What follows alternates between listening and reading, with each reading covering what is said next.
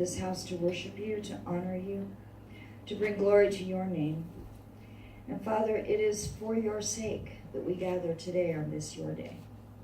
It is for your sake that we honor your Shabbat, your holy day, a day you have set apart for us.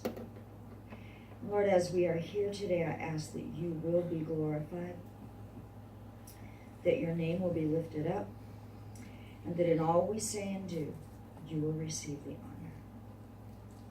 In the name of Yeshua HaMashiach, our Lord, our Messiah. Amen.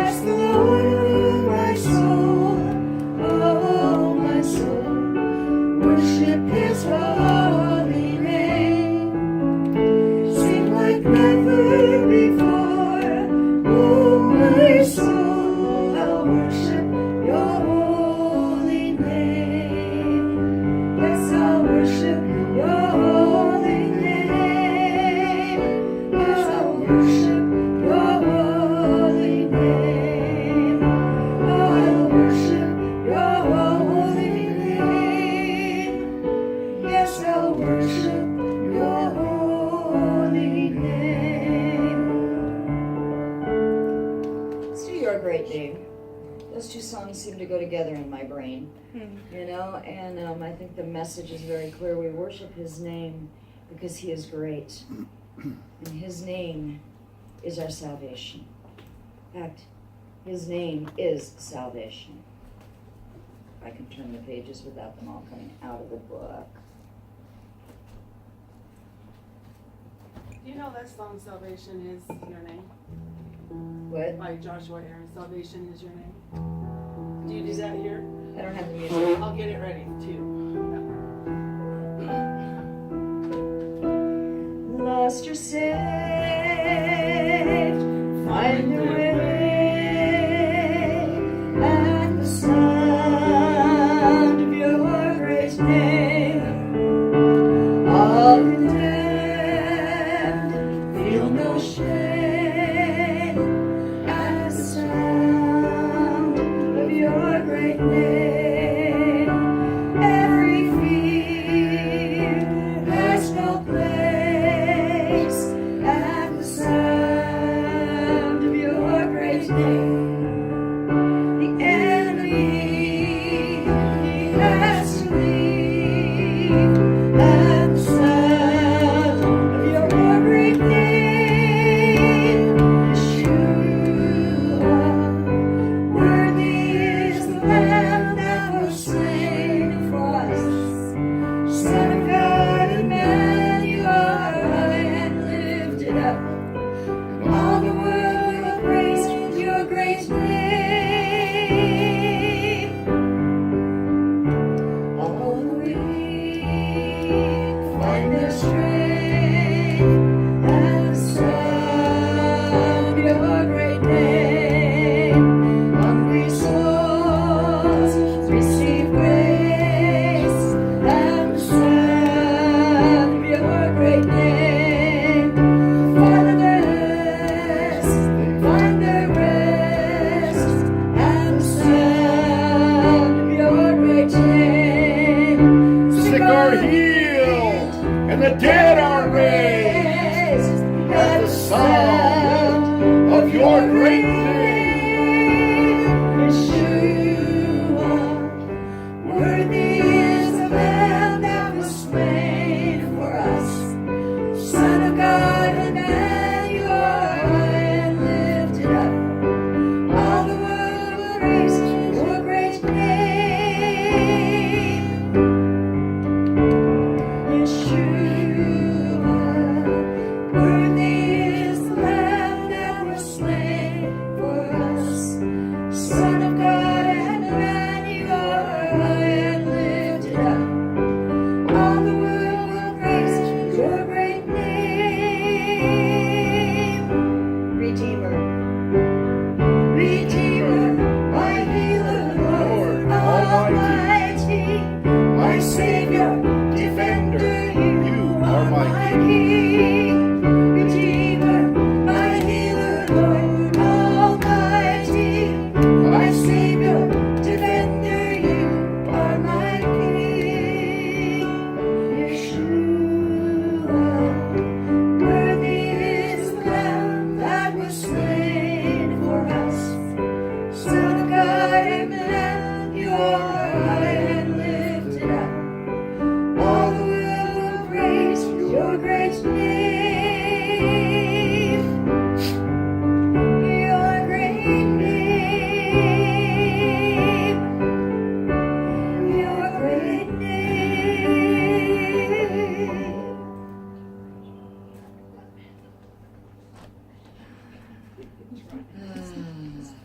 Let's do We Delight in Your Shabbat.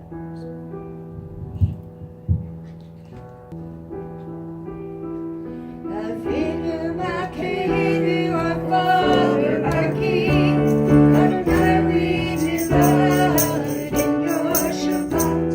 We enter your rest and your praises we sing. Adonai, we delight in your Shabbat. We delight, we delight, we delight, we delight in your Shabbat. We delight, we delight, we delight, we delight in your Shabbat. In 6 days you painted the face of the earth. Adonai, we delight in your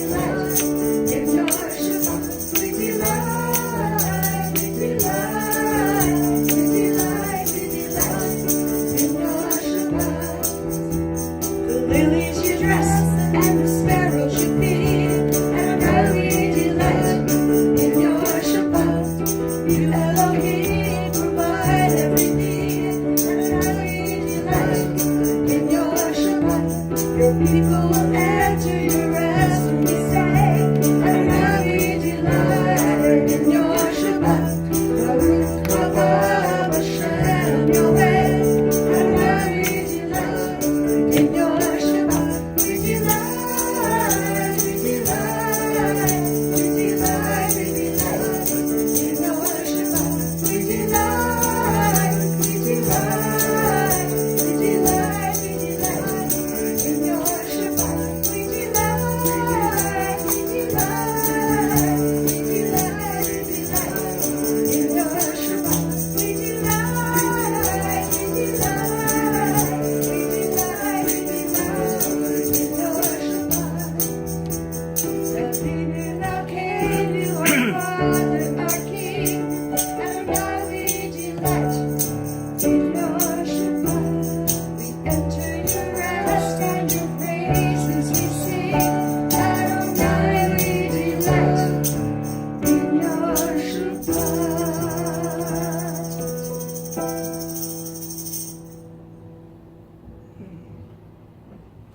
Stand for the signing of the shofar and the Shema.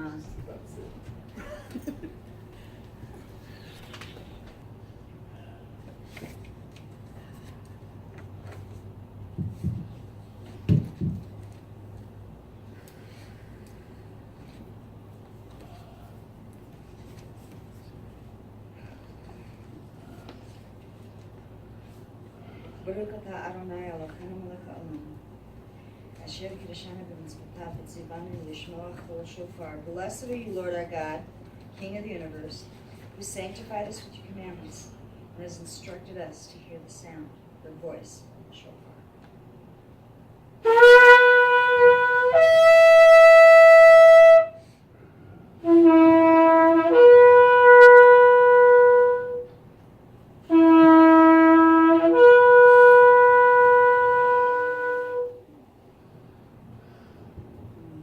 Joy, would you like to lead us in the Shema today? In your style? I love, huh? Do my best. I love the different styles from different places, different versions and songs.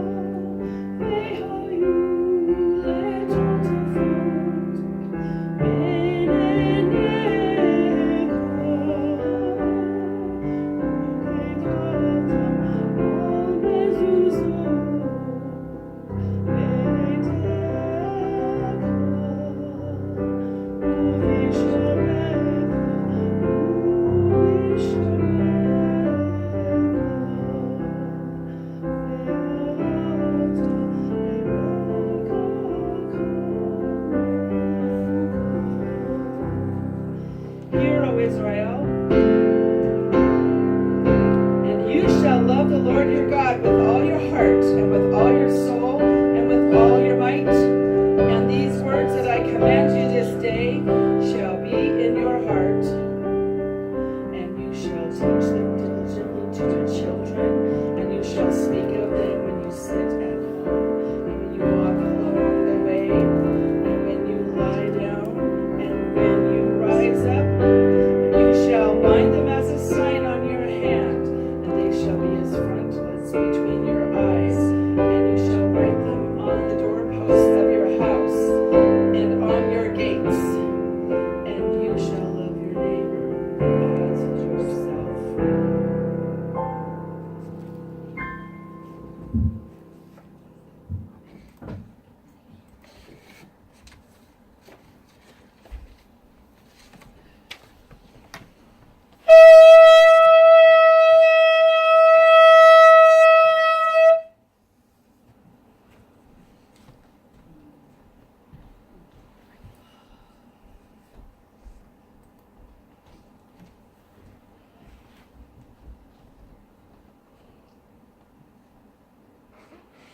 Baruch atah Adonai Eloheinu melech haolam, asher kiddushanu b'mitzvotav, v'tzivanu lechiot legoyim v'natan lanu Yeshua HaMashiach Ruach HaKodesh.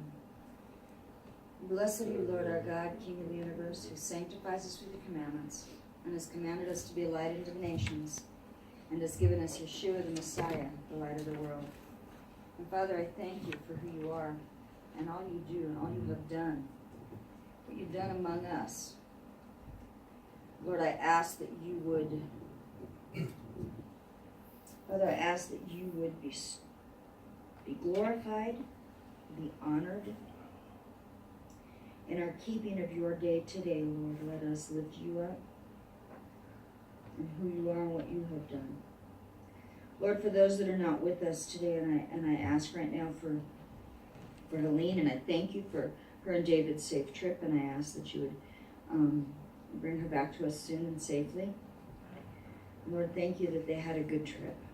And I ask for his continued healing.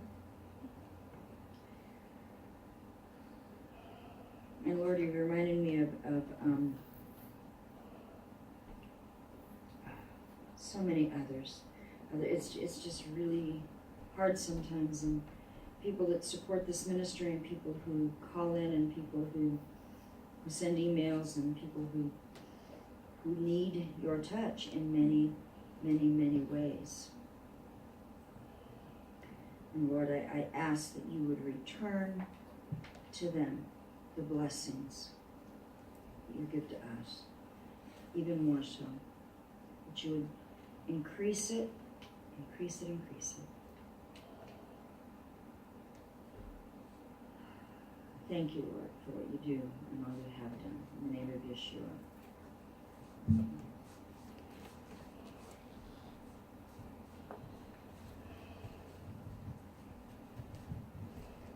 Thank you, dear.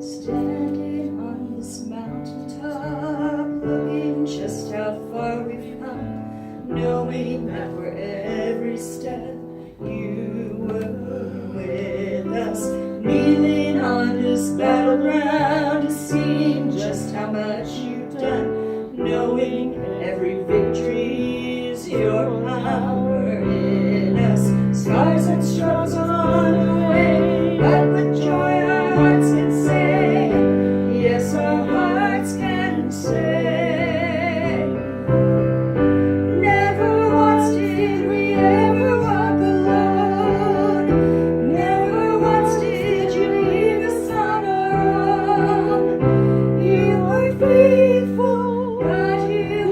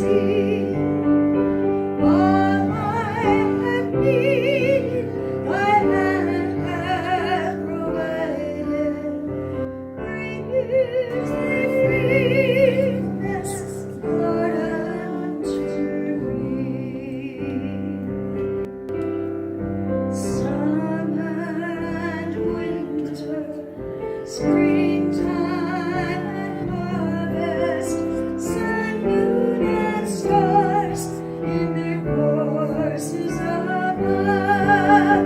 Join with all nature in manifold witness to thy great faithfulness, mercy, and love. Great is thy faithfulness, great is thy faithfulness. Morning by morning, new mercies I see. All I have needed, thy hand hath provided. Great is thy faithfulness, Lord, unto me. Pardon for sin and peace that endureth, thine own dear presence to cheer and to guide, strength for today and bright hope for tomorrow. Blessings of mine would 10,000 beside. Great is thy faithfulness, great is thy faithfulness. Morning by morning, new mercies I see.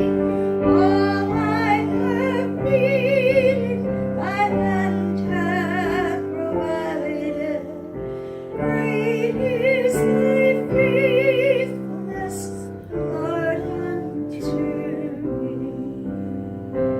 Great is thy faithfulness, great is thy faithfulness. Morning by morning, new mercies I see. All I have needed, thy hand hath provided. Great is thy faithfulness, Lord, unto me.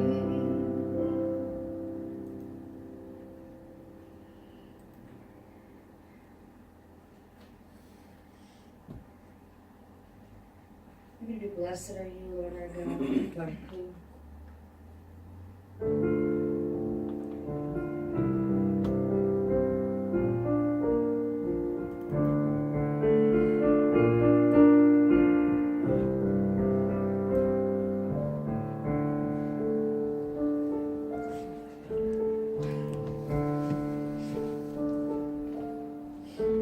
Blessed are you, O Lord our God.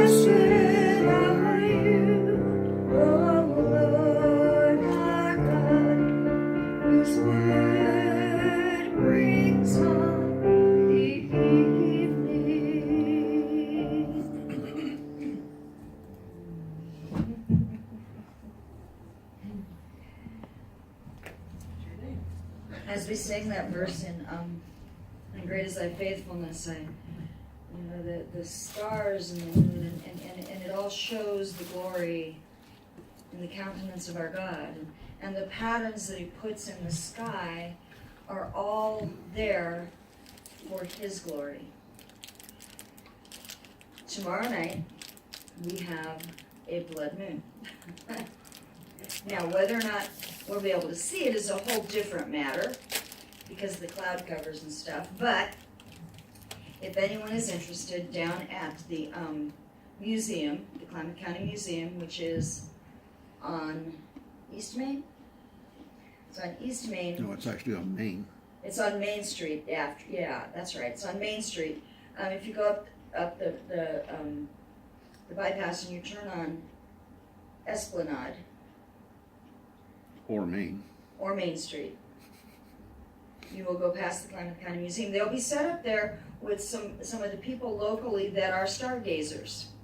They are astronomers. They teach astronomy, and they do different classes regularly for different people. And anytime there is a special event in the heavens at night, especially, they will have a setup for people to come and see what it is and see what it's like and learn some of the science behind it. And they will have all of the periscopes and everything. Okay, well, I almost said microscope. I knew that wasn't right. Anyway, they will have everything there to be able to come and to look and to see all the details. And it will be interesting. And I believe they're setting up at 7:30. And it starts at about 9 o'clock, 9:15. It'll be done by 9. Well, it comes to fullness at 9:15. So it starts at about 7:40. Yeah. Between 7:30 and 7:40 is when it begins. It will be at fullness about 9:30. Is my understanding. So they'll be teaching. So there'll be things there that you can pick up to learn from. It won't be a someone standing up there lecturing. There will be different, probably like they did for the solar eclipse not too long ago that I got to go to with my granddaughters, and they had different stations and different papers and color. I mean, they had stuff for kids to color and all of that. So it's a very family-friendly event. I'm hoping to be able to take a couple of our grandkids, but I'm not sure they're going to be able to go yet. But that's an idea. And that's a full lunar eclipse that is visible from the United States, from across the United States. Prophetically, I know there's some people that say it doesn't make a difference and there's nothing to do with it and it's not reality because we didn't see anything really come of the triads and stuff before. Well, that's not true. There's some things in the background that probably we won't know about for a while. And that's what happened the first time there was triads of blood moons. There were things that happened in the background that people didn't recognize, people didn't see for a long time to come. I believe God is showing us things, and I believe this is another one of those things he's showing us, and I believe we need to be very observant of the United States' relationship with Israel over the next 6 months. Yeah. Is it supposed to be on a feast day or? Well, and that's the fun part. It is a feast day. It's Tu B'Shabbat. Yeah. Tu B'Shabbat is a minor festival, but it is the festival that celebrates the fruit that grows. And it's the new year for trees. So if you've been doing your tithing based on an agricultural cycle, which we don't do anymore, most of us, we tithe based on our regular pay cycles, you know. But if you're doing your tithing from an agricultural cycle, this would be the beginning of the new year for your tithing of any fruit that comes out of a tree.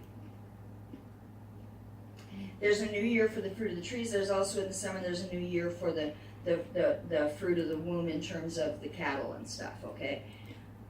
Yeah, I know, it's complicated. There's 4 new years. Speaking of trees and blood moon, when we think of all the trees in California, which is basically the breadbasket in many ways of our country, that have been destroyed, and coastlines whose trees have been destroyed, and homes that have slid, wow. Yeah. Big things have happened. I'd say another tree to look at would also be the trees as in figures, personal figures. Sure. Well, what I think, honestly, that this one has to do with is the abundance of harvest. The abundance of harvest. Because that's what it's about. It's about the harvesting of the fruit. Okay, so what is the fruit in the Brit Hadassa? What is the fruit in the Apostolic Writings? What is that representative of? The fruit of the Spirit, right? Love, joy, peace, gentleness, goodness, meekness, temperance, faith. Against such there's no law. I believe that it's a time for us to manifest the fruit of the Spirit, and that if we are not manifesting the fruit of the Spirit, especially in our relationships with Israel from this day, I think there's a judgment that will be coming. That's my opinion. That's kind of, it's one of those things that it's hard to explain. But if you look at the shifting that's happening nationally right now, people that are being raised to power that are against Israel, and you look at some of what's happening, if we do not show the fruit of the Spirit towards His people, He will judge us. The moon is visible over the United States, but the moon is always representative of Israel. And so I think it has to do with our relationship, the relationship of the United States to Israel, and any of the nations that can see this. I believe it relates to their relationship with Israel and their relationship to the fruit of Israel. Are we going to boycott the fruit, or are we going to support it? Are we going to demonstrate the fruit of the Spirit, or the works of the flesh? And while in Israel it's kind of like a National Arbor Day, where there's planting of trees, and it's almost, there was a holiday that we did in the United States for a while, Ecology Day, about Earth Day and all of that stuff. And that's kind of what it's become in Israel, is more like an Earth Day celebration, more of a planting of trees, more of a celebration of that idea. There's a very real aspect of it, where this has to do with what is our fruit going to be before God. What is our fruit going to be before God? Because this is the counting of the tithe. It's not just fruit we eat, but it's the fruit we offer up to Him. And if you planted a tree last year, it's now 1 year old. The year of the tree is determined by this date. So if we planted a tree in December even, which we did not, that wouldn't be wise in this neighborhood, right? But if you planted a tree anytime in the last year, from last year on to Shabbat, to this day it becomes 1 year old. Next year it becomes 2 years old. The next year it becomes 3 years old. That third year's fruit belongs to God. All of it. Anything that is done before that third year is to fall to the ground and to stay there. Any fruit, it falls to the ground. After the third year, that third year's fruit comes all the way around. Every bit of that fruit of that tree belongs to God. Every bit. The fourth year comes, you may not eat of your tree.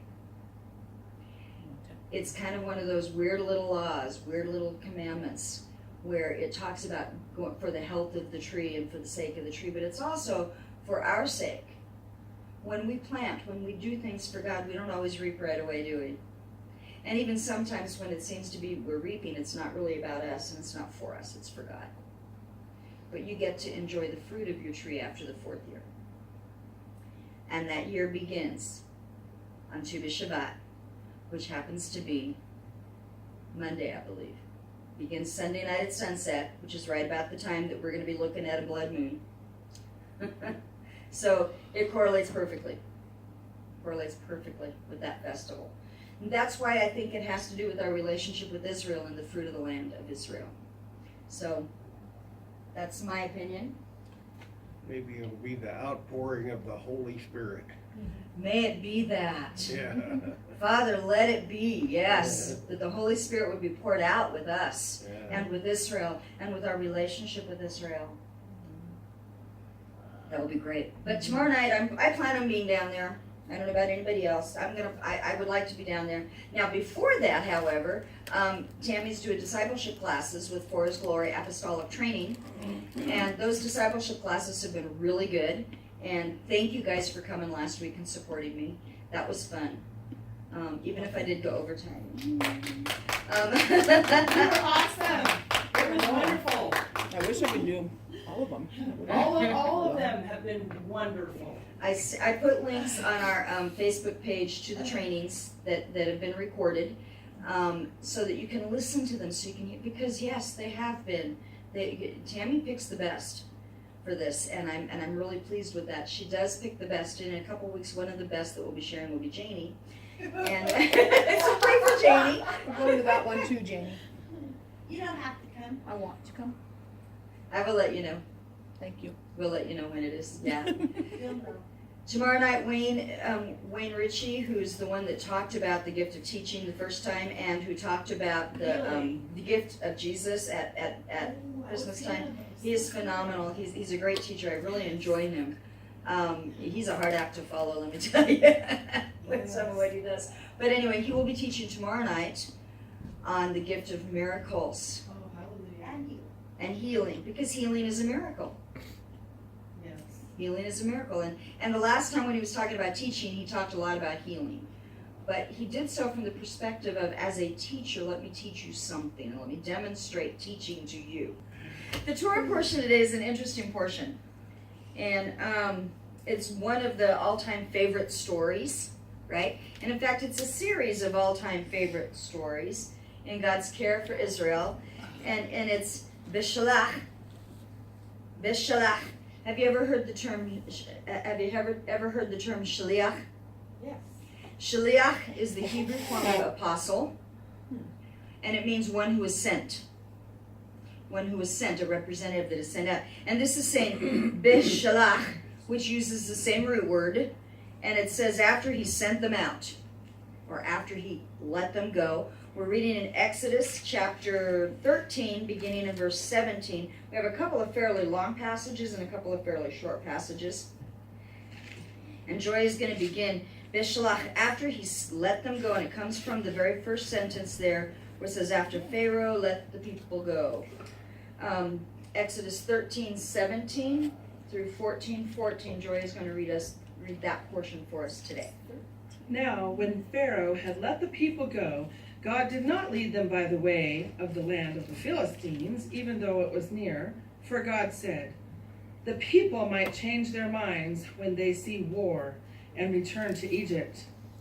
Hence, God led the people around the way of the wilderness to the Red Sea, and the sons of Israel went up in martial array against the land, or from the land of Egypt. Moses took the bones of Joseph with him, for he had made the sons of Israel solemnly swear, saying, God will surely take care of you, and you shall carry my bones from here with you. Then they set out from Succoth and camped in Etham on the edge of the wilderness. The Lord was going before them in a pillar of cloud by day to lead them on the way, and in a pillar of fire by night to give them light, that they might travel by day and by night. He did not take away the pillar of cloud by day, nor the pillar of fire by night from before the people. Now the Lord spoke to Moses, saying, tell the sons of Israel to turn back and camp before Pi-hahiroth, between Migdol and the sea. You shall camp in front of Baal-zephon, opposite it by the sea. For Pharaoh will say of the sons of Israel, they are wandering aimlessly in the land. The wilderness has shut them in. Thus I will harden Pharaoh's heart, and he will chase after them. And I will be honored through Pharaoh and all his army. And the Egyptians will know that I am the Lord. And they did so. When the king of Egypt was told that the people had fled, Pharaoh and his servants had a change of heart toward the people, and they said, what is this we have done, that we have left Israel go from serving us? So he made his chariot ready and took his people with him. And he took 600 select chariots and all the other chariots of Egypt with officers over all of them. The Lord hardened the heart of Pharaoh, king of Egypt, and he chased after the sons of Israel as the sons of Israel were going out boldly. Then the Egyptians chased after them with all the horses and chariots of Pharaoh, his horsemen and his army, and they overtook them camping by the sea beside Pi-hahiroth in front of Baal-Zephon. As Pharaoh drew near, the sons of Israel looked, and behold, the Egyptians were marching after them, and they became very frightened. So the sons of Israel cried out to the Lord. Then they said to Moses, "Is it because there were no graves in Egypt that you have taken us away to die in the wilderness? Why have you dealt with us in this way, bringing us out of Egypt? Is this not the word that we spoke to you in Egypt, saying, 'Leave us alone, that we may serve the Egyptians'? For it would have been better for us to serve the Egyptians than to die in the wilderness." But Moses said to the people, "Do not fear. Stand by and see the salvation of the Lord, which he will accomplish for you today. For the Egyptians whom you have seen today, you will never see them again forever. The Lord will fight for you while you keep silent."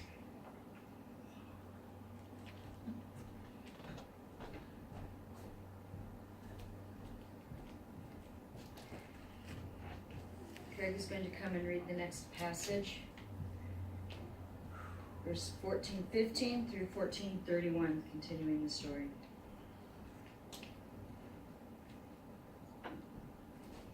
Then the Lord said to Moses, "Why are you crying out to me?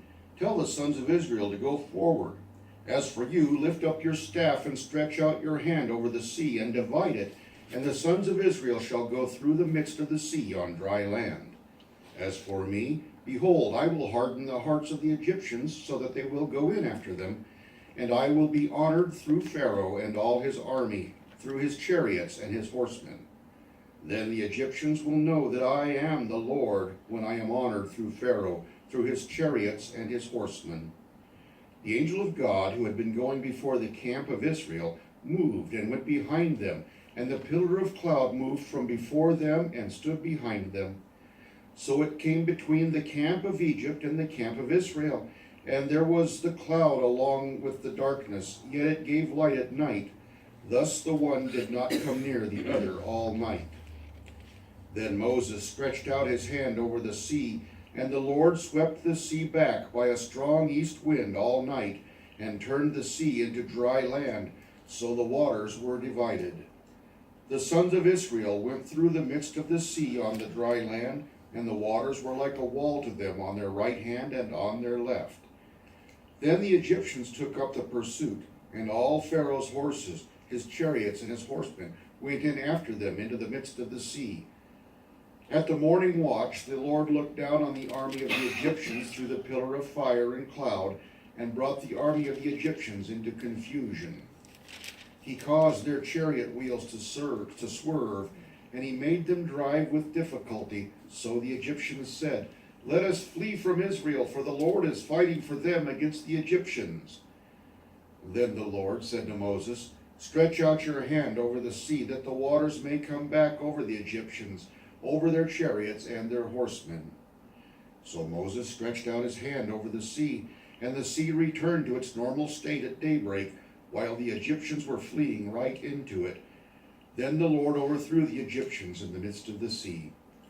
The waters returned and covered the chariots and the horsemen, even Pharaoh's entire army that had gone into the sea after them. Not even one of them remained. But the sons of Israel walked on dry land through the midst of the sea, and the waters were like a wall to them on their right hand and on their left. Thus the Lord saved Israel that day from the hand of the Egyptians, and Israel saw the Egyptians dead on the seashore. When Israel saw the great power which the Lord had used against the Egyptians, the people feared the Lord, and they believed in the Lord and in his servant Moses.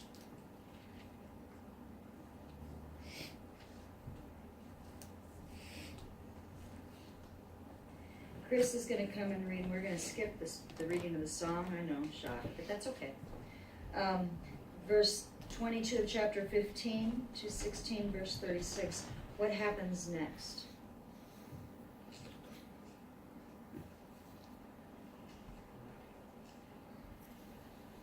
Then Moses led Israel from the Red Sea, and they went out into the wilderness of Shur. And they went 3 days in the wilderness and found no water.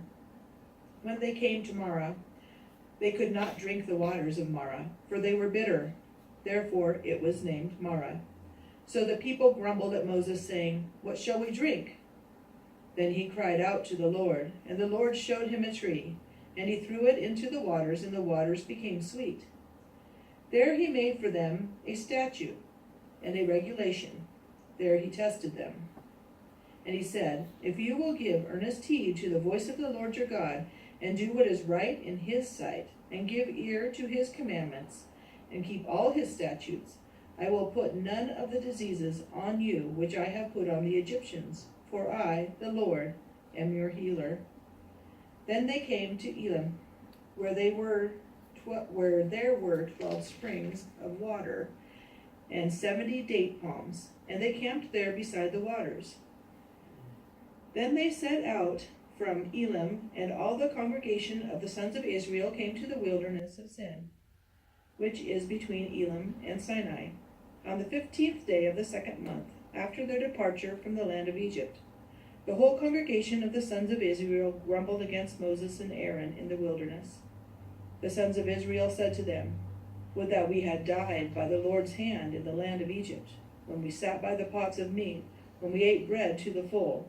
For you have brought us out into this wilderness to kill this whole assembly with hunger." Then the Lord said to Moses, "Behold, I will rain bread from heaven for you, and the people shall go out and gather a day's portion every day, that I may test them, whether or not they will walk in my instruction. On the 6th day, then when they prepare what they bring in, it will be twice as much as they gather daily." So Moses and Aaron said to all the sons of Israel, "At evening you will know that the Lord has brought you out of the land of Egypt, and in the morning you will see the glory of the Lord, for he hears your grumbling against the Lord. And what are we that you grumble against us?" Moses said, "This will happen when the Lord gives you meat to eat in the evening, and bread to the full in the morning, for the Lord hears your grumblings, which you grumble against him. And what are we? Your grumblings are not against us, but against the Lord." Then Moses said to Aaron, "Say to all the congregation of the sons of Israel, 'Come near before the Lord, for he has heard your grumblings.'" It came about as Aaron spoke to the whole congregation of the sons of Israel, that they looked toward the wilderness, and behold, the glory of the Lord appeared in the cloud. And the Lord spoke to Moses, saying, "I have heard the grumblings of the sons of Israel. Speak to them, saying, At twilight you shall eat meat, and in the morning you shall be filled with bread, and you shall know that I am the Lord your God."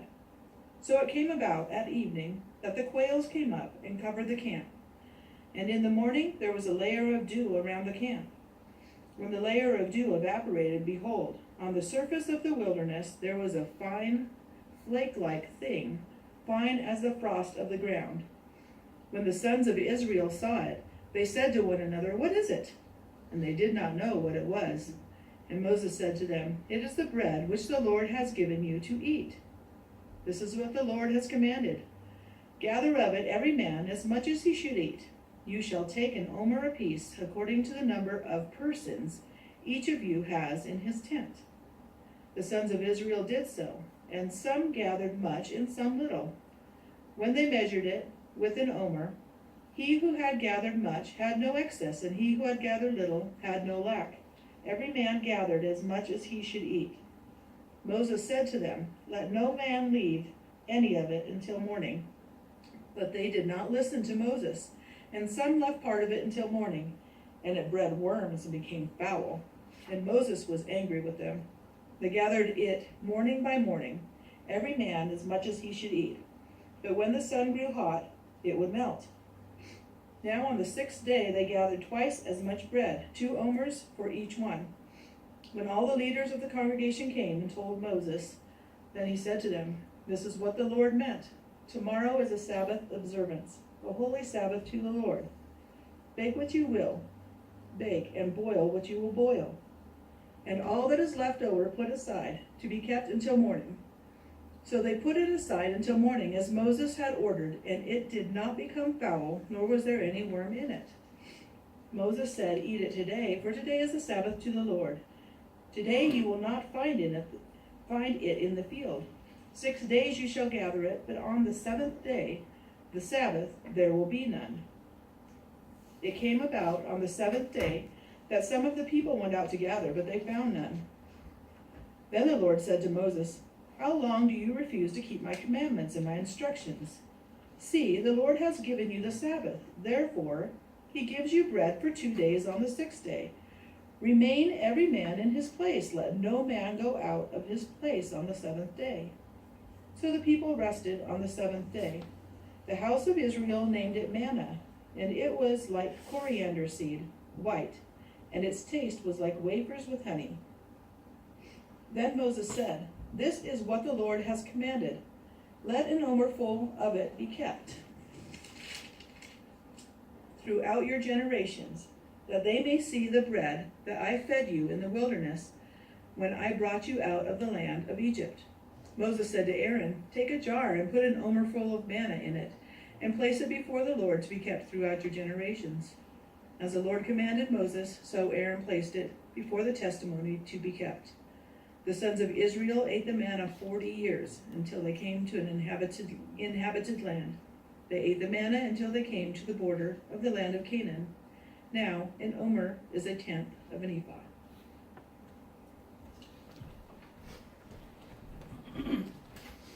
Thank you all.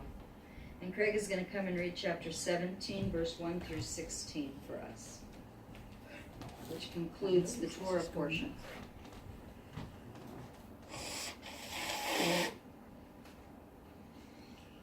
Then all the congregation of the sons of Israel journeyed by stages from the wilderness of Sin, according to the command of the Lord, and camped at Rephidim, and there was no water for the people to drink. Therefore the people quarreled with Moses and said, "Give us water, that we may drink." And Moses said to them, "Why do you quarrel with me? Why do you test the Lord?" But the people thirsted there for water, and they grumbled against Moses and said, "Why now have you brought us up from Egypt to kill us and our own children and our livestock with thirst?" So Moses cried out to the Lord, saying, "What shall I do to this people? A little more and they will stone me." Then the Lord said to Moses, "Pass before the people and take with you some of the elders of Israel, and take in your hand your staff with which you struck the Nile, and go. Behold, I will stand before you there on the rock at Horeb, and you shall strike the rock, and water will come out of it, that the people may drink." And Moses did so in the sight of the elders of Israel. He named the place Massah and Meribah because of the quarrel of the sons of Israel, and because they tested the Lord, saying, "Is the Lord among us or not?" Then Amalek came and fought against Israel at Rephidim. So Moses said to Joshua, "Choose men for us to go out, fight against Amalek. Choose men for us and go out, fight against Amalek. Tomorrow I will station myself on the top of the hill with the staff of God in my hand." Joshua did as Moses told him and fought against Amalek, and Moses, Aaron, and Hur went up to the top of the hill. So it came about when Moses held his hand up that Israel prevailed, and when he let his hand down, Amalek prevailed. But Moses' hands were heavy. Then they took a stone and put it under him, and he sat on it, and Aaron and Hur supported his hands, one on the one side and one on the other. Thus his hands were steady until the sun set. So Joshua overwhelmed Amalek and his people with the edge of the sword.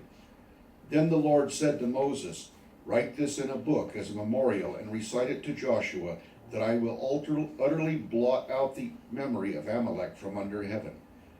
Moses built an altar and named it, "The Lord is my banner." And he said, "The Lord has sworn, the Lord will have war against Amalek from generation to generation."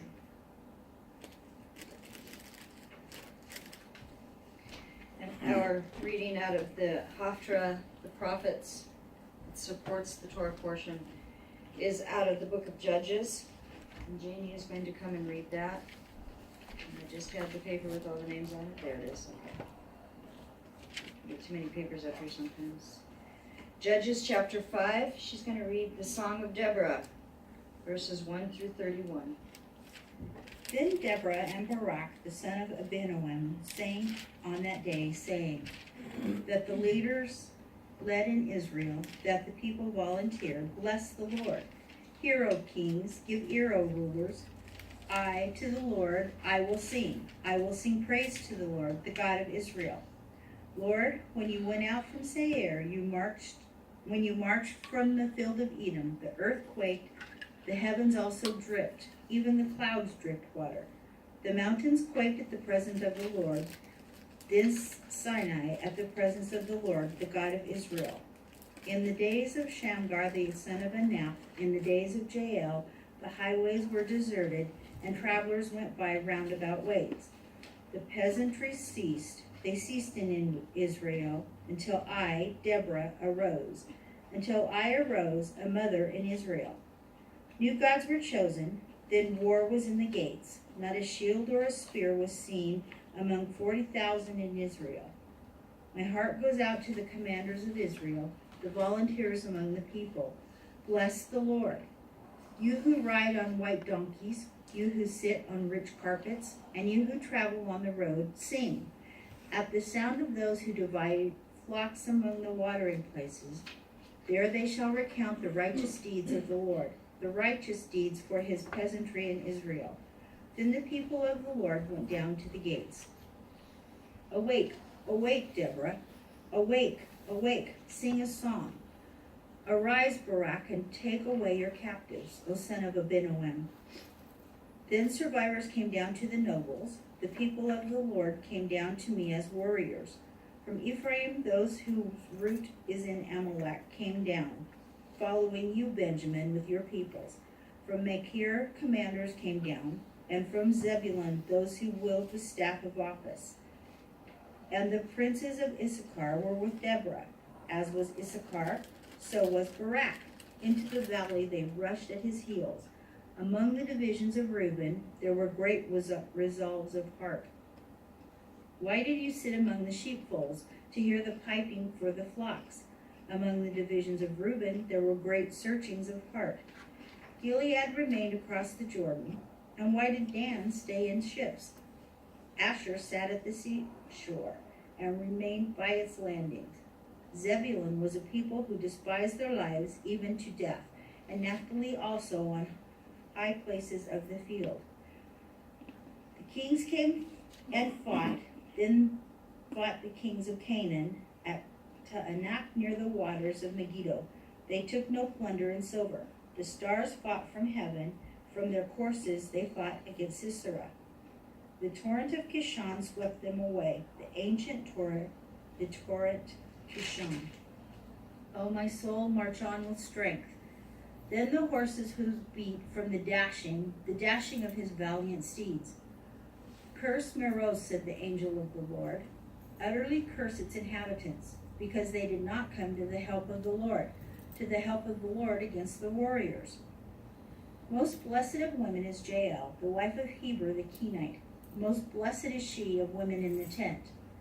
He asked for water, and she gave him milk. In a magnificent bowl she brought him curds. She reached out her hand for the tent peg, and her right hand for the workman's hammer. Then she struck Sisera, she smashed his head, and she shattered and pierced his temple. Between her feet he bowed, he fell, he lay. Between her feet he bowed, he fell. Where he bowed, there he fell dead.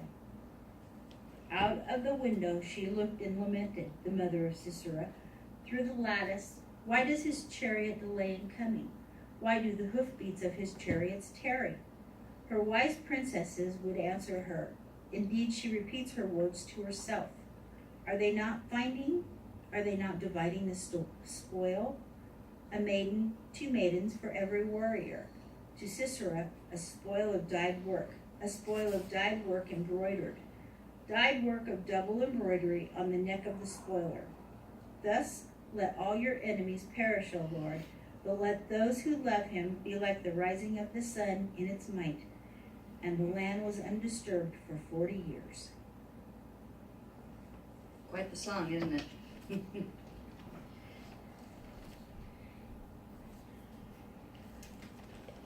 Robert Ray, Bob's going to come and read our Apostolic Writings today, Matthew 14, verses 22 through 33.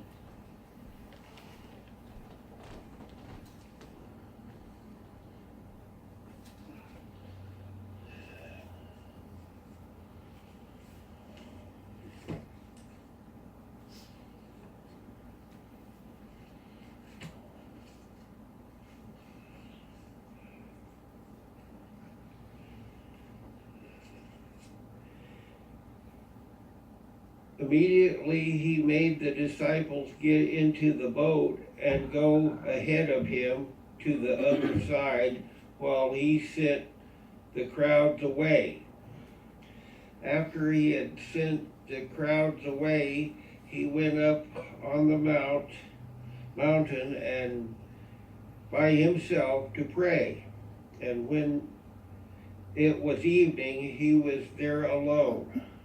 But the boat was already a long distance from the land, battered by the waves, for the wind was contrary. And in the fourth watch of the night, he came to them walking on the sea.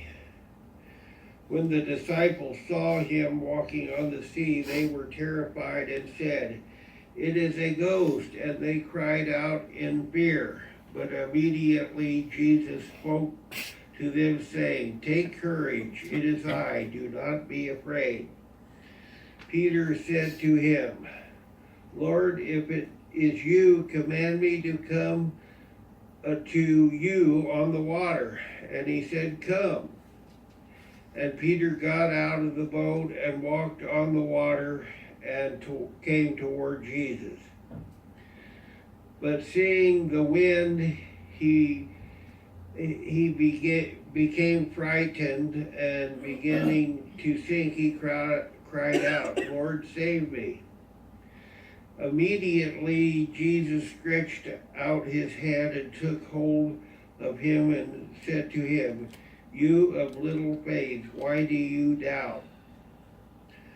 When they got into the boat, the wind stopped, and those who were in the boat worshipped him, saying, "You are certainly God's son."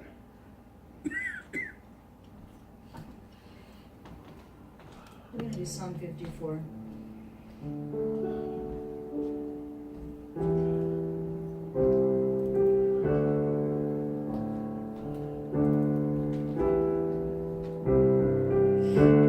Stretch out your stakes.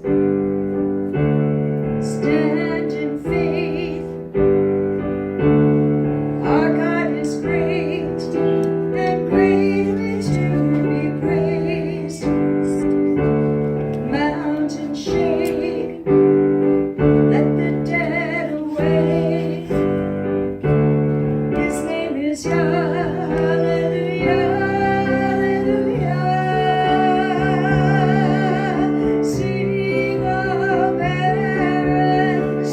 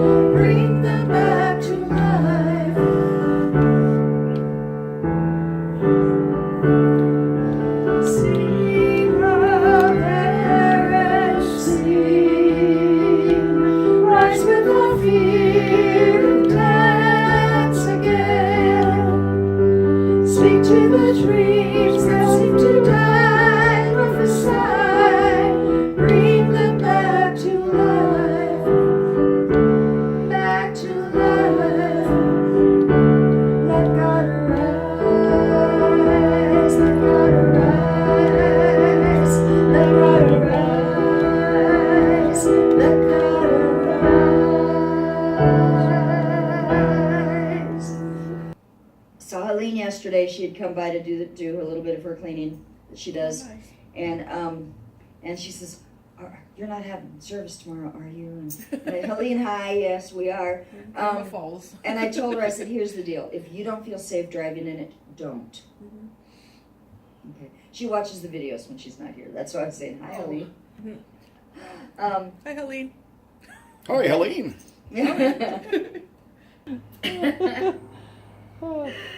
Yeah. I want us to look very briefly, and I'm going to try to keep it brief, okay, because we're already, yeah. As I read through the passages this week, God just kept bringing back to me the concept of fear and faith. Fear and faith. And what fear does versus what faith does. What doubting brings versus what believing brings, right? And the very last part we read, he had me do this whole thing about immediately. He made the disciples get in the boat. Immediately from what? What did he just do? And the prior passage is where he fed 5,000. With 2 loaves of bread. And not only that, but the whole thing about feeding the 5,000 came about because at the very beginning of the chapter, in chapter 14 of Matthew, it says that he heard that Herod had said of him, "Oh, I wonder if this is John brought back."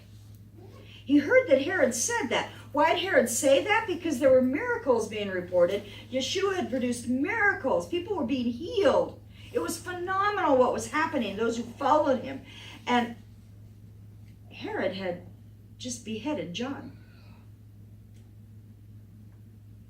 And the chapter describes that to us. It says, Herod sitting there said, "Oh, wow," he heard of Jesus. He heard of the miracles. And he said, "Whoa, maybe this is John come back to the dead. I'm in trouble," kind of thing, you know. At least I think that's the way he took it. It could be wrong. Maybe it was, "This is John brought back from the dead. I got to go get him again." I don't know. What I know is it said that. And when Jesus heard that, Jesus went away to be by himself. It doesn't say he was running away, because he wasn't. But he did take the time. He got in a boat. He was going along the shore. He was going to the wilderness to spend time by himself. And the crowds followed him along the shore. They followed him along the shore. Lake Galilee, by the way, is a little bit smaller than Klamath Lake, Upper Klamath Lake. I looked it up. Galilee is 13 miles long, and at the widest space, it's 8 miles wide. So 13 miles by 8 miles, there's a 33-mile circumference. So if he's going along the shore, they're following. Upper Klamath Lake, by the way, is 25 miles long and 8 miles wide. The biggest difference is that Upper Klamath Lake is only 14 feet deep at the deepest, pretty much. It's a shallow lake. The Sea of Galilee, however, has a depth that goes up to 141 feet in 1 or 2 spots. So it's a deep sea, maybe a little bit smaller, but it's deeper. And because it is deeper, it is subject to the winds and the waves in a different way than Klamath Lake is. The storms really can affect the Sea of Galilee. The storms can affect Klamath Lake too, and those of us who live here, we've seen some of that. But I want you to imagine you are at the park down there. You're at Moore Park, and you see this great teacher that you know can heal. And you know the hand of God is upon him. And you see him get in a boat. Now, he just taught at the synagogue. He just taught at church. And there he is, and he's getting in a boat. I want to talk to him. And you start following along the shoreline. It wouldn't be easy to do, would it? Yeah, Klamath Lake doesn't have any smoother of a shoreline than the Sea of Galilee does. But that's what the people did. They followed him along this shoreline, and they followed him. He couldn't get away from the crowds. He just wanted a little time alone.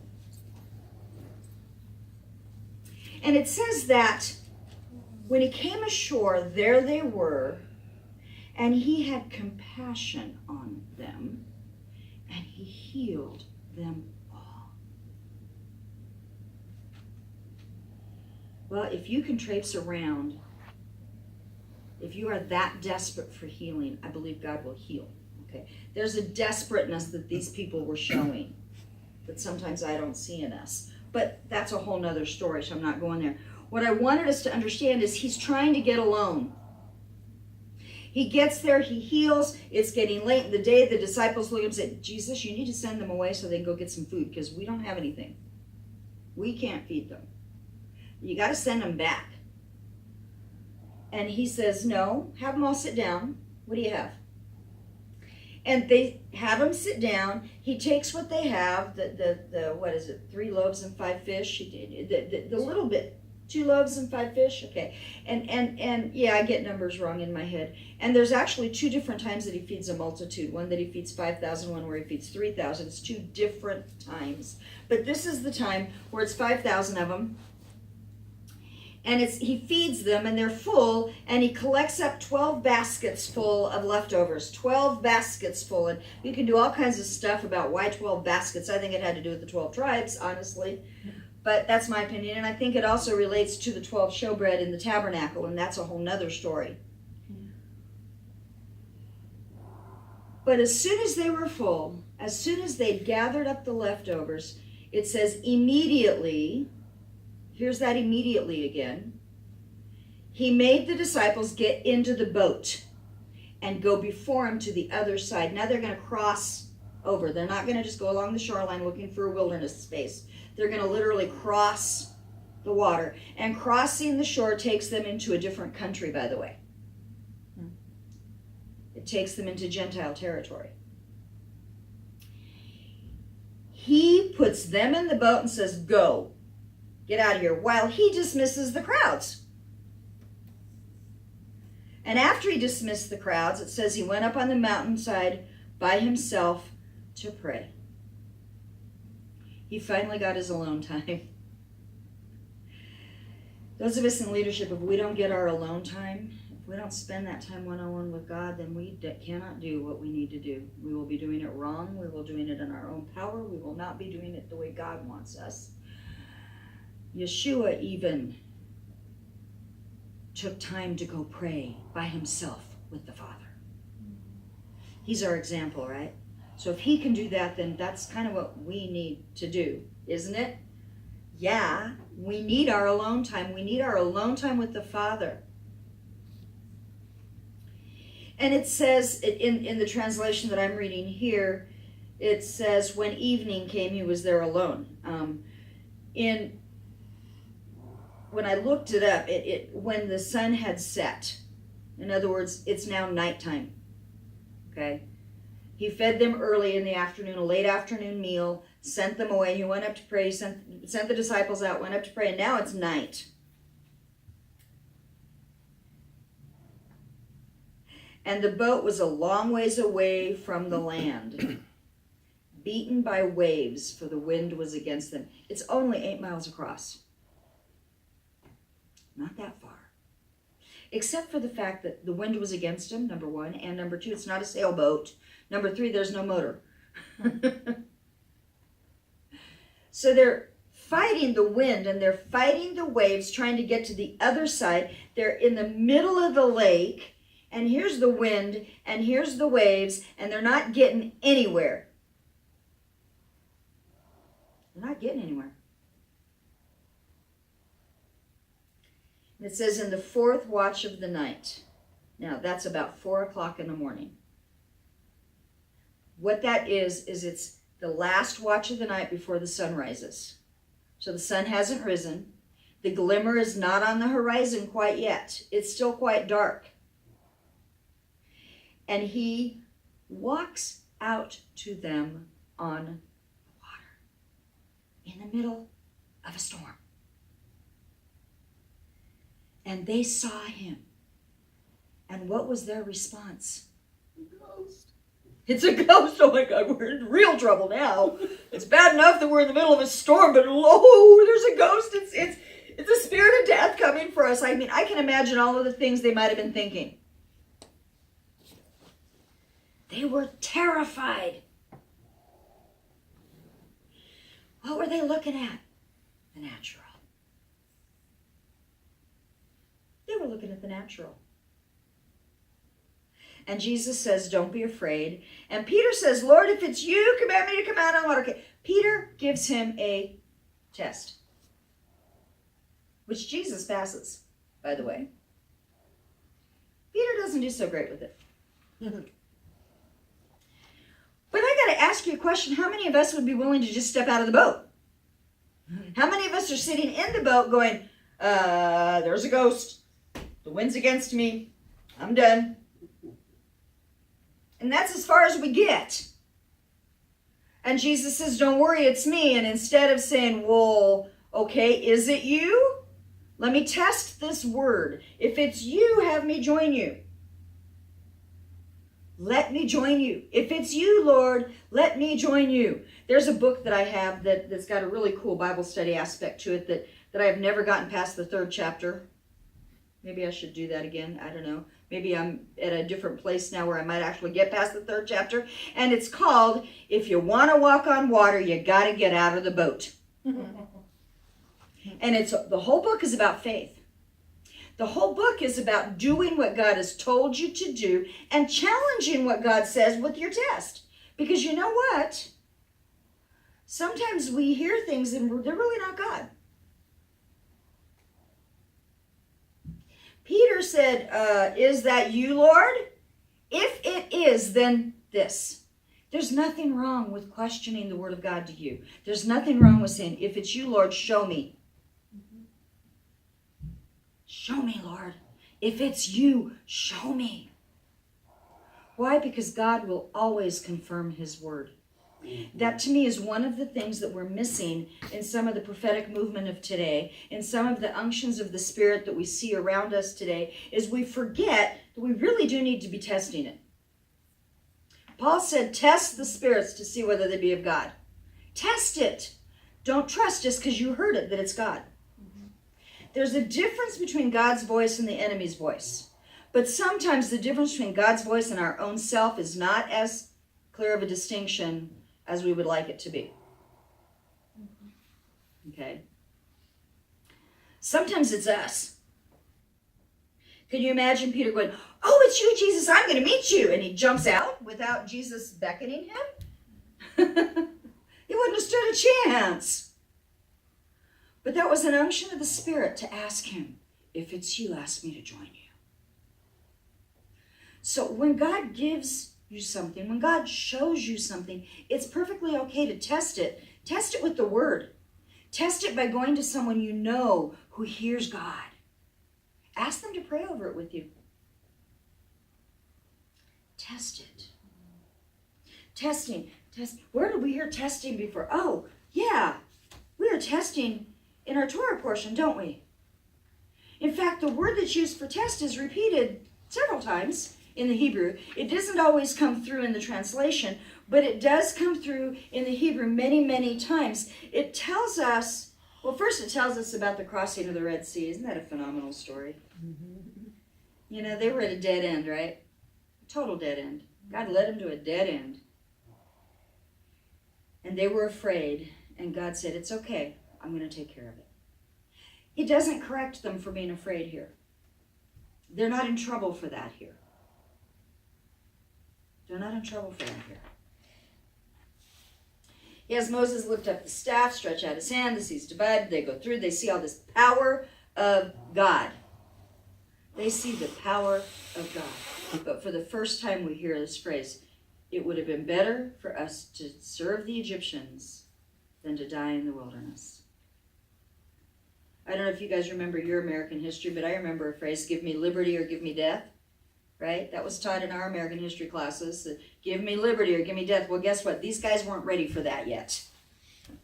They still had a slave mentality. It would be better to be slaves than to die out here.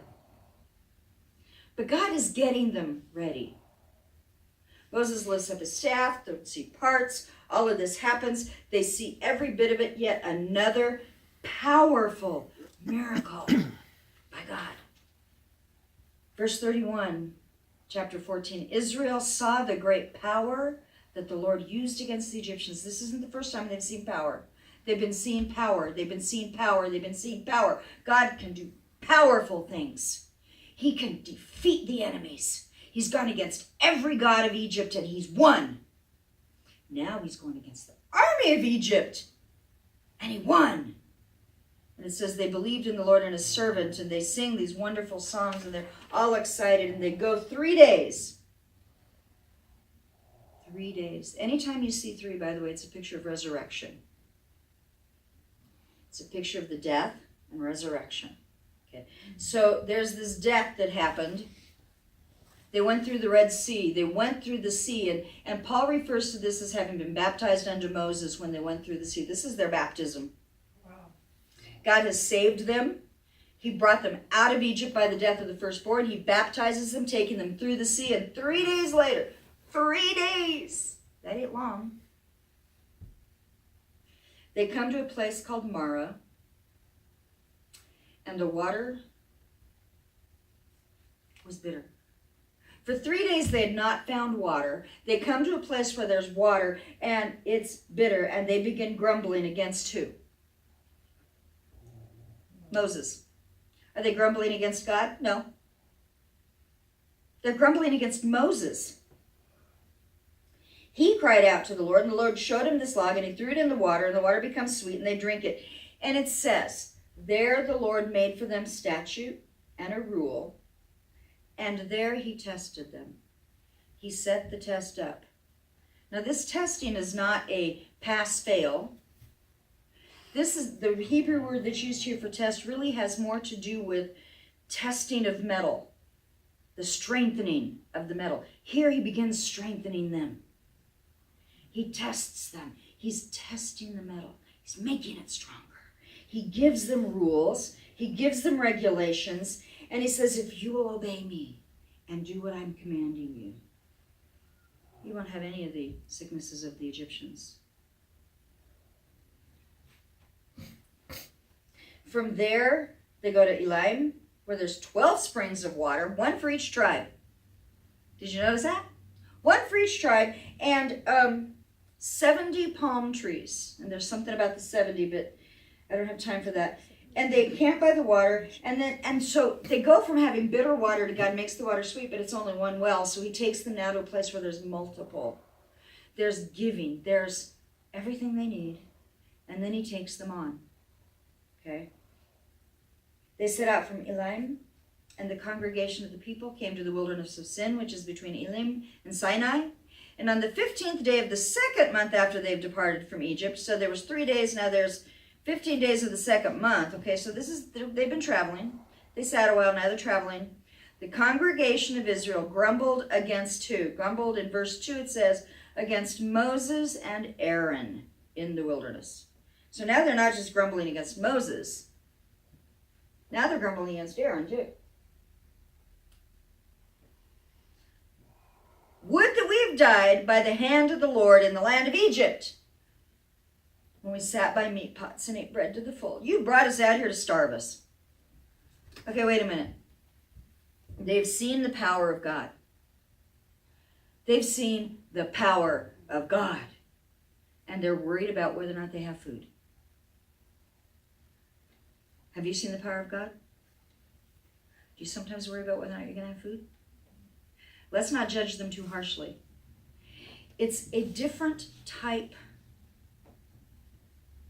of faith to believe God for his power than it is to believe God for his provision.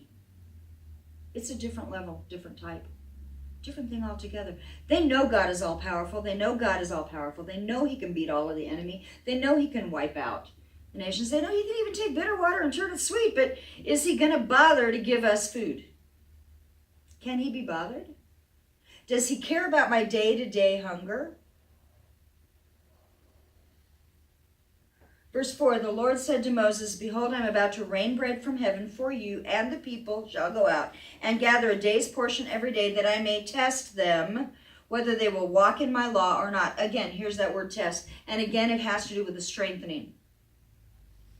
He's preparing, he's strengthening. It's not a pass-fail test. This is a testing. This is okay, are we a little farther yet? Let's get more. Let's strengthen more. Let's strengthen more. Every day pick up some manna, and on the 6th day when you prepare what you bring in, it'll be twice as much gathered. And he makes it pretty simple here. By the miraculous, everybody goes out and collects as much as they want, and they all end up collecting the same amount. Did you notice that? It's like having training wheels on. They're learning how to have faith in God. So God is giving them the training wheels. He's setting it in motion. He's making it very, very clear. There was no hoarding. There was nothing. He makes it impossible for them to collect 2 days' worth and save it by, if there's any left over, if they decide that they'll save some of that omer for the next day, it goes bad. So he's showing them day to day. And on the 6th day, he says, gather twice as much. And tomorrow it will be there. Tomorrow's a day of rest. The Sabbath and the obedience of the Sabbath is being trained. This is before Sinai. I want you to notice that. Mm-hmm. This is before the giving of the Mosaic law. Notice that. The reason I say is because a lot of people go, well, the keeping of the Sabbath is a part of the Mosaic law. Well, God is saying, look, this is my day. It's been my day. Are you going to keep my day? And this is before he gives the covenant with Moses on Mount Sinai. This is before the 10 Commandments. This is before that contract. He's training them to obey him, and he is training them to keep the Sabbath by making it impossible for them not to. Training wheels. Do they learn? It says they have manna. They go out. They call it manna because manna means, what is this anyway? What is this stuff? It says that he then began to give them that daily bread all the way until they enter Canaan, 40 years later. We don't know it's going to be 40 years yet, but He does. he does. Uh-huh. Every day it comes out. Every day there it is. Every day they can cook it, they can boil it, they can fry it, they can turn it into whatever. Manna, manna, manna, manna, manna. He rains the bread on them. They want meat next, right? They want meat, they want manna, they want water, they want meat, they want manna, they want water. God gives them meat, God gives them water, God gives them manna. And they come to another place, chapter 17.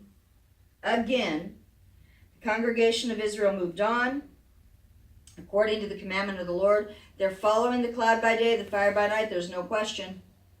They can't argue with Moses and say, Moses, where are you leading us? Because they all see the cloud by day and the fire by night. They can all see it. They know they are all following the cloud. They're all following it. There's no question about it. This is what God wants them doing. That's all there. And they get to Rephidim, and there's no water. And who do they quarrel with?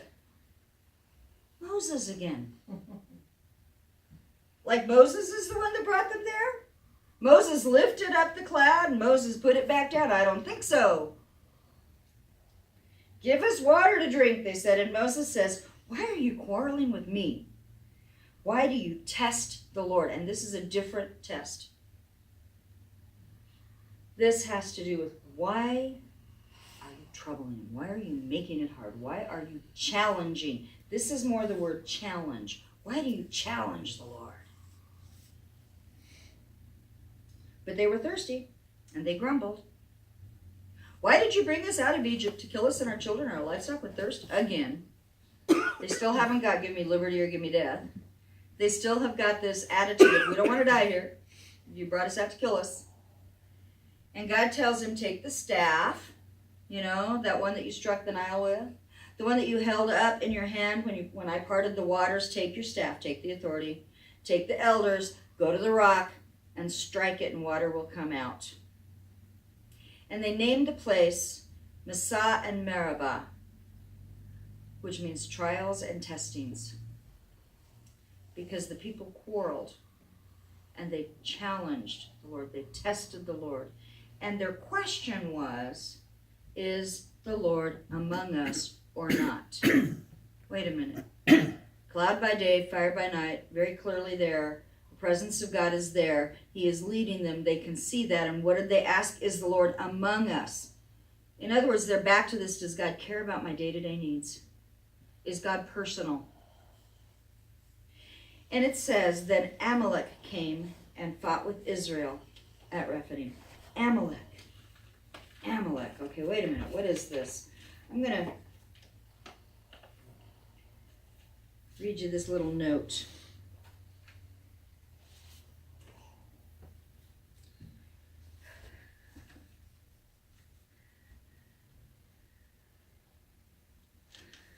This is something that the rabbis have said for a long time and that is taught. And I'm getting this from a Rabbi Foreman who does online teaching called Aleph Beta. And he does the all of these every week. And I love listening to his teaching. And he said this. I'll quote something my 10th grade Rabbi Kalman Weinreb used to say. Now this is 10th grade. Okay, this is high school level stuff. This isn't even college. This is high school level stuff. Used to say about Amalek, the numerical value of Amalek, the gematria, if you add up the numerical values of all the letters, equals the same as if you add up the letters to the word safek, which means to be unsure or to have doubts. So, Amalek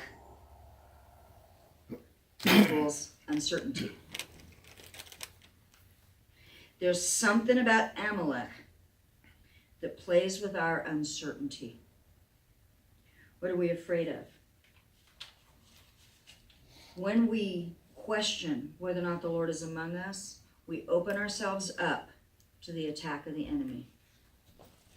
Whether we question the care of the Lord, the love of God, we open ourselves up to the attack of the enemy. They were questioning, is God among us or not?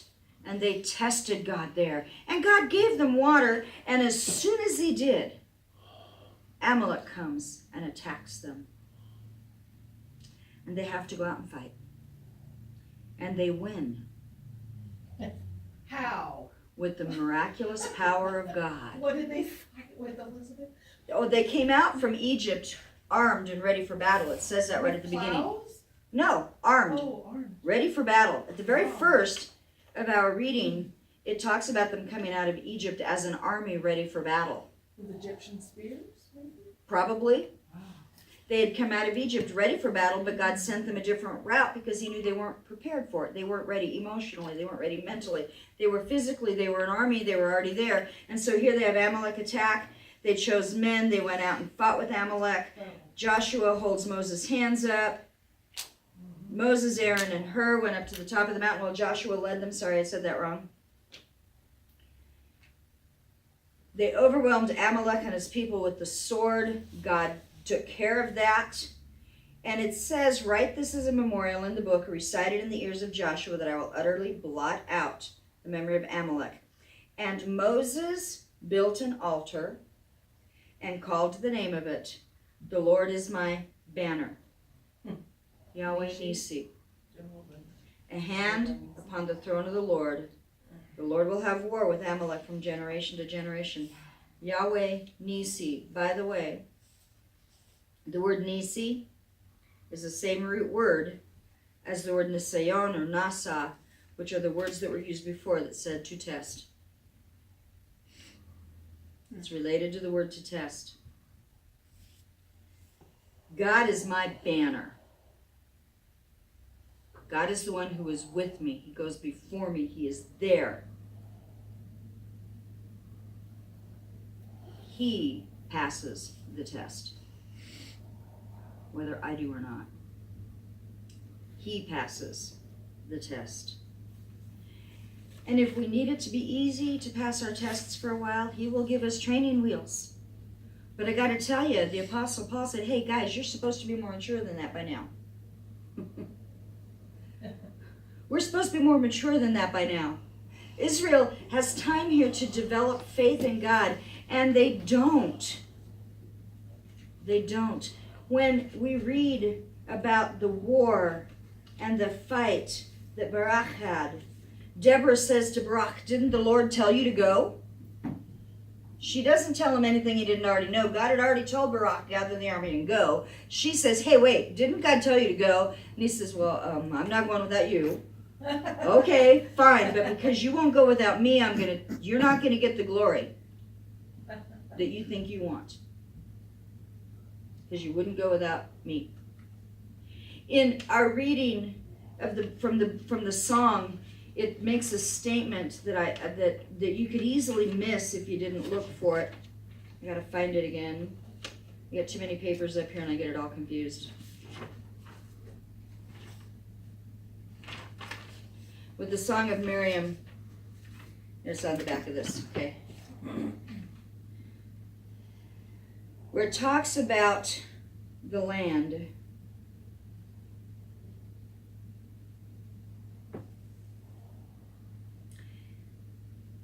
And it says,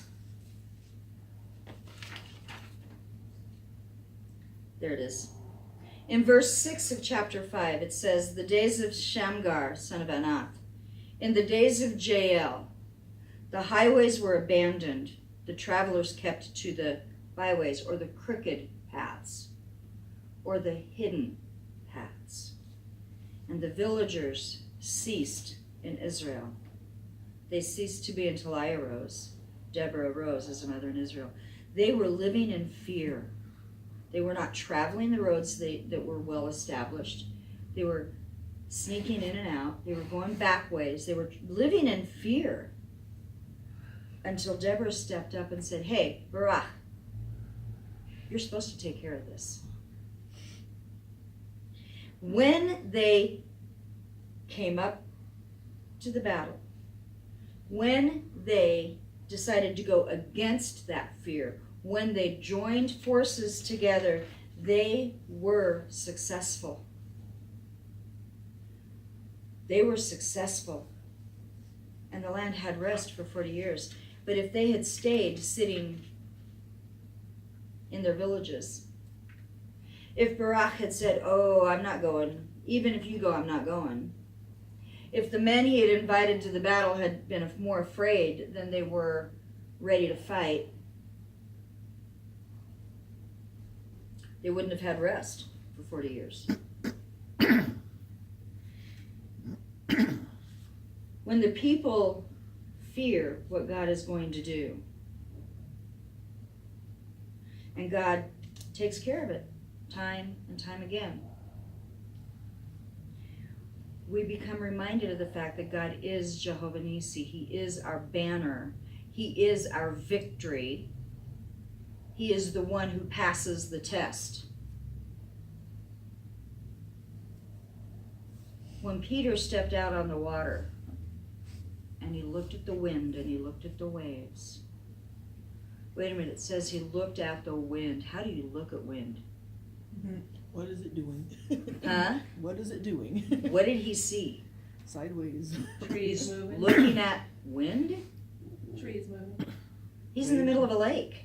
Okay, water moving. He's looking at wind. Clouds. And you know what I saw when I saw that? He saw the wind. The enemy was in the wind.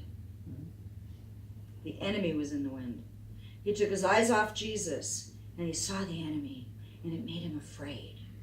And he started sinking. Why do I know that's the enemy? Because as soon as Jesus took him by the hand, lifted him up, and they stepped into the boat, the wind stopped. The wind stopped.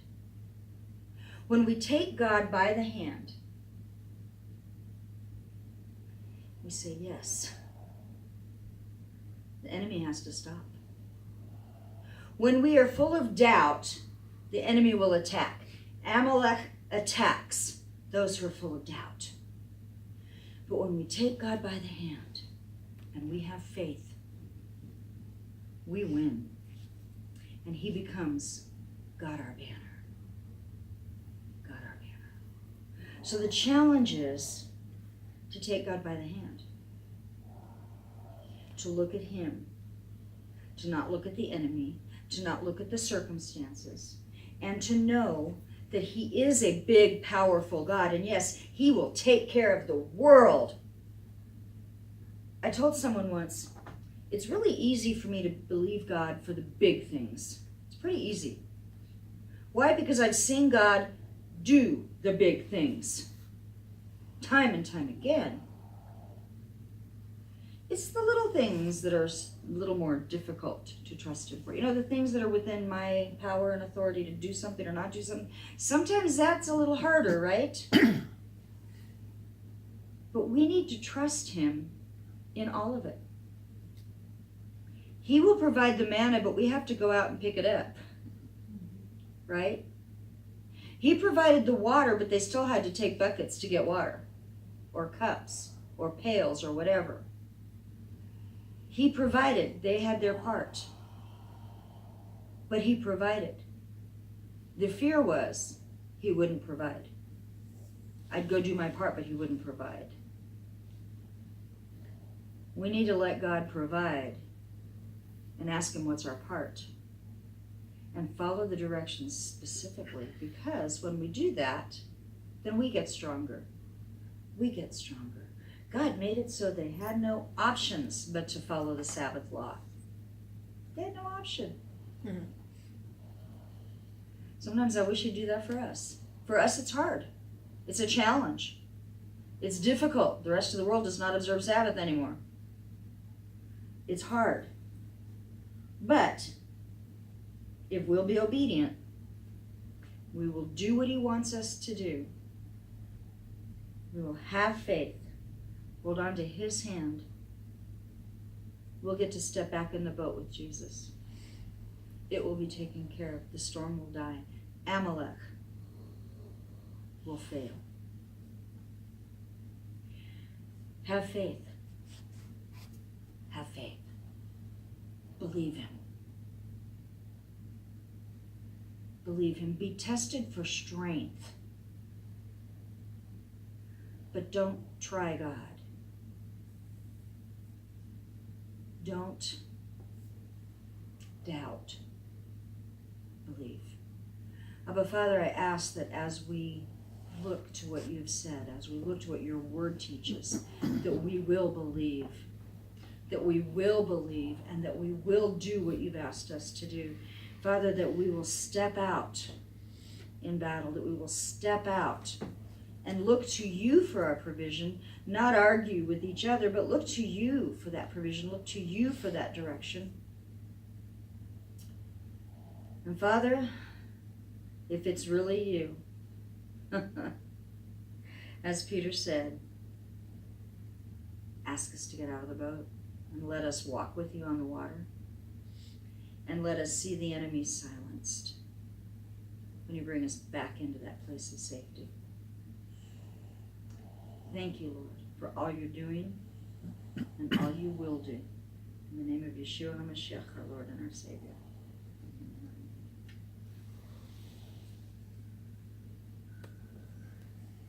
Joy, would you be willing to dismiss us again? Sure. I like having her do that. I don't know about you, but I find it's a blessing to me. So Joy will be dismissing us with the Aaronic blessing. This is gold for James, choice of color. Oh,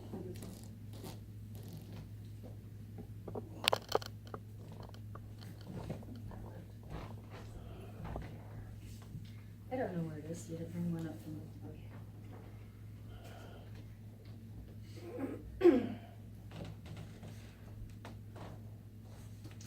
Yibarakak Adonai v'yishmereka. Ya'er Adonai penav elecha v'yikuneka. Yisa Adonai penav elecha v'yasem lecha shalom. The Lord bless you and keep you. The Lord make His face shine on you and be gracious to you. The Lord lift up his countenance on you and give you peace.